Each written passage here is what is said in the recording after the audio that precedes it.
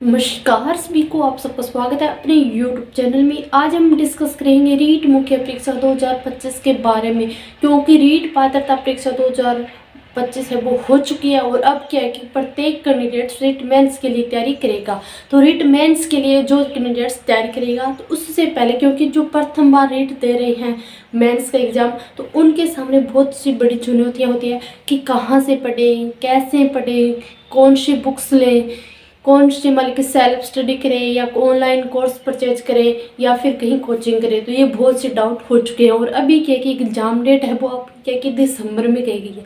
तो ये से बहुत सी कन्फ्यूजन बच्चों के सामने है कि 9 महीने का समय है, इन 9 महीनों में हमें क्या करना चाहिए है। क्योंकि मैं खुद बता देती हूँ कि जब रीट मेंस एग्ज़ाम 2022 में 25 फरवरी को हुआ था, उस एग्ज़ाम में मैंने 183 नंबर अगेन किए थे। ओनली सिर्फ एक हाउस वाइफ होते हुए, एक बच्चे की माँ होते हुए, पूरे घर की रिस्पॉन्सिबिलिटी के साथ मैंने किस प्रकार तैयारी करी, यही मैं आप लोगों के साथ साझा करना चाहती हूँ। आपको बताना चाहती हूँ कि अगर मैंने वो स्टडी मैंने फॉलो करी, अगर आप भी फॉलो करोगे, क्योंकि आपके सामने 9 महीने का समय है। 9 महीने अगर लगातार जिस प्रकार मैंने स्टडी करी, अगर आप उस तरह आप भी करोगे, तो आपकी 100% की रीट क्लियर हो जाएगी और आपका सपना है वो टीचर बनने का साकार होगा। तो सबसे पहले मैं आपको बताती हूँ, सिर्फ ओनली आपको 3 स्टेप फॉलो करने होंगे। फर्स्ट स्टेप कौन सा होगा? तो फर्स्ट स्टेप आपको पता होना चाहिए कि आपके पेपर में आता क्या है। सबसे पहले तो आपको क्या देखना है? सिलेबस, यानी कि सिलेबस जो 2022 वाला सिलेबस है, आप उसको उठाइए और उस सिलेबस को, या नहीं कि आपने स्क्रीनशॉट लगा ले, आपने मोबाइल में PDF रख ली, इस प्रकार बिल्कुल भी मत रखना।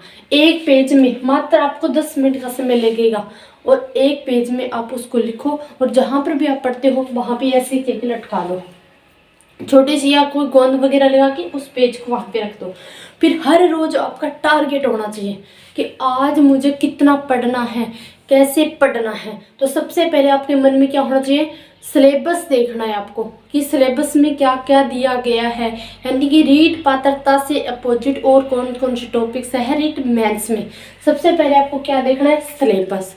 फिर आपको देखना होगा जो रीट मेंस का एग्जाम 2022 में हुआ था, वो पेपर आप एक बार जरूर देखना, एक बार नहीं 2 बार देखना। और वो पेपर देखने के बाद आप क्या है कि रीट मेंस की तैयारी के लिए लगना। और फिर नेक्स्ट पॉइंट है हमारा सेकंड स्टेप है, यानी कि स्टडी मटेरियल।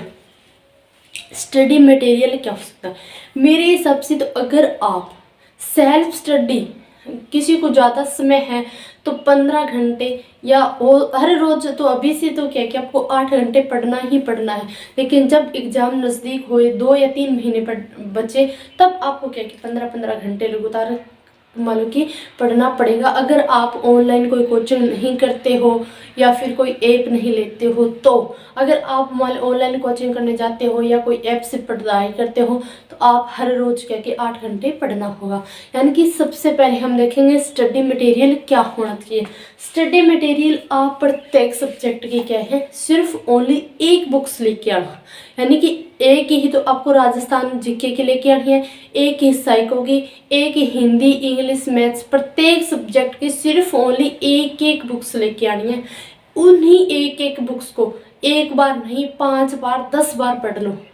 100% की गारंटी के साथ कह देती हूँ कि 95%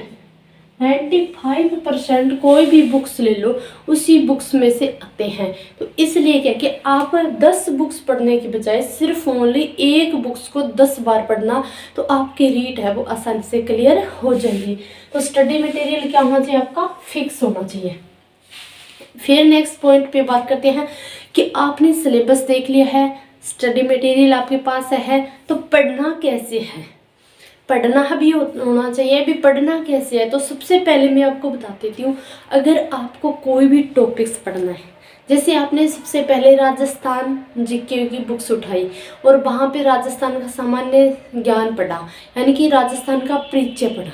तो राजस्थान का परिचय पढ़ा, जैसे ही आपने परिचय को क्या कि आधा अधूरा पढ़ के छोड़ना नहीं है, पूरा पढ़ना है कि उसमें क्या चीज़ दी है, शुरू से लेके लास्ट तक आप जरूर पढ़ना।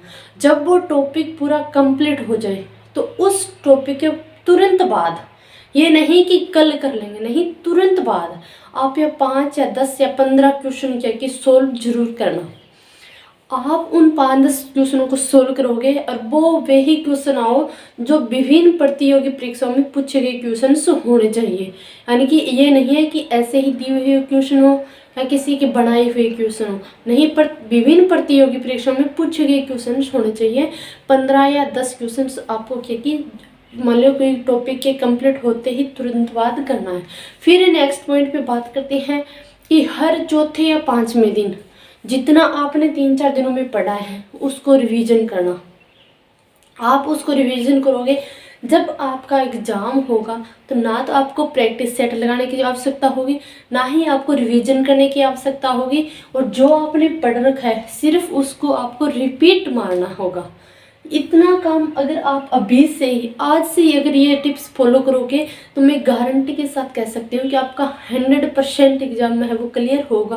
और यही टिप्स मैंने क्या कि फॉलो की थी। सबसे पहले मैंने क्या है कि जब मान लो रिट मेंस का 2022 में एग्जाम हुआ था तब मैंने सेकंड ग्रेड के क्वेश्चंस उठाए थे, पेपर्स लिए थे कि सेकंड ग्रेड में किस प्रकार के क्वेश्चंस पूछे जाते हैं, तो उन्हीं क्वेश्चनों को आधार मान के मैंने रिट मेंस की तैयारी की थी। तो सबसे पहले मैंने देखा सिलेबस, उसके बाद सेकंड ग्रेड के प्रीवियस क्वेश्चन उठाए, फिर उसके बाद क्या कि मैंने एक सब्जेक्ट की सिर्फ ओनली एक ही बुक्स ली, न कि एक सब्जेक्ट की 2 3 बुक्स ली, और एक ही बुक्स को क्या कि 2-3 बार रिपीट करा।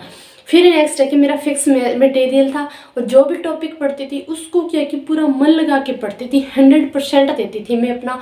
100% देने के बाद जैसे ही मेरा टॉपिक कंप्लीट होता उसके तुरंत बाद क्या कि मैं 10 या 15 क्वेश्चन सोल्व जरूर करती, और हर चौथे दिन क्या कि मैं रिविजन करती थी।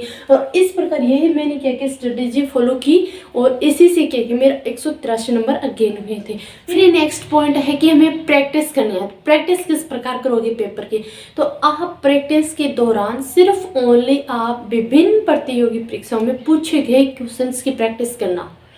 जितना आप मतलब प्रैक्टिस करोगे, सेल्फ स्टडी से प्रैक्टिस करोगे, उतना बेहतरीन आपका रिजल्ट होगा। तो इसलिए क्या कि मैंने तो सिर्फ ओनली ये क्या कि ये स्ट्रेटेजी फॉलो की थी। फिर नेक्स्ट बात करते हैं कि आज 6 मार्च है और दिसंबर तक के आपके पास में कितना है, 9 महीने का। तो टाइम मैनेजमेंट बहुत ज़्यादा ज़रूरी है। अपना शेड्यूल तैयार करो कि हमें यहाँ मतलब इतने घंटे ये क्लासें देखनी है, इतने समय में इतनी ये चीज़ें करनी है। तो इस प्रकार करके जब तक आप अपना शेड्यूल तैयार नहीं करोगे, अपना लक्ष्य निर्धारित नहीं करोगे, तब तक क्या कि आप कोई भी एग्जाम क्लियर नहीं कर पाओगे। तो इसलिए क्या कि आपको अगर गवर्नमेंट जॉब में मतलब कि अपना सपना पूरा करना है तो सबसे पहले टाइम मैनेजमेंट होना चाहिए, अपना लक्ष्य निर्धारित होना चाहिए। अगर ये दोनों चीज़ें आपकी निर्धारित है तो आप जरूर क्या कि अपना लक्ष्य पा सकते हो। तो धन्यवाद सभी को। राधा स्वामी।